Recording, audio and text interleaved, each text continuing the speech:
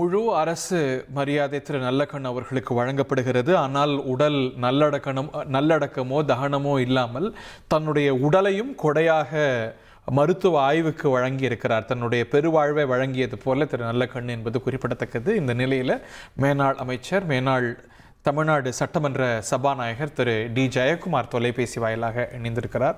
உங்கள் இயக்கத்தோடும் தோழமையோடு செயல்பட்டவர் அப்படிங்கிற அடிப்படையில் உங்களுக்கும் அவரோடு பழகக்கூடிய வாய்ப்பு கிடைத்திருக்கும். உங்களுடைய உணர்வுகளை, உங்களுடைய புகழஞ்சலியை பதிவு செய்யுங்க திரு ஜெயக்குமார். வணக்கம், ஜெயக்குமார் பேசுறேங்க. ஐயா தோழர் நல்லக்கண்ணுடைய மறைவு என்பது தேசத்திற்கு, தமிழ்நாட்டுக்கு ஈடு செய்ய முடியாத ஒரு மாபெரும் இழப்பாகத்தான் நிச்சயமாக கருத முடியும். அரசியல்வாதிகள் பொதுவாகவே அவருடைய அந்த எளிமையை பின்பற்ற வேண்டும். வாழ்நாளிலே எவ்வளோ, அதாவது தான் சார்ந்திருக்கின்ற கட்சி பதவிகளில் உயர்ந்த நிலையில் இருந்தாலும் கூட அந்த எளிமையை அவர் எந்த காலத்திலும் மாற்றி கொண்டது கிடையாது. ஒரு பகட்டான வாழ்க்கை வாழ்ந்தது கிடையாது. ஒரு எளிய தோழனாக, பாட்டாளி மக்களுடைய நண்பனாக, அதே போன்ற ஏழை எளிய மக்களுடைய உற்ற தோழனாக வாழ்ந்து காட்டியவர். அப்படிப்பட்ட ஒரு தோழர் காலம் நம்மை பிரித்து விட்டது. காலம் நம்மை பிரித்தாலும் கூட வாழ்ந்தவர் கூடி மறைந்தவர் கூடி மக்களின் மனதில் நிற்பவர் யார் என்று சொன்னால், வாழுகின்ற அந்த காலகட்டங்களில் நான் எப்படி வாழ்ந்தோம், சமுதாயத்திற்கு என்ன செய்தோம் என்கின்ற அந்த இரண்டு முக்கியம்.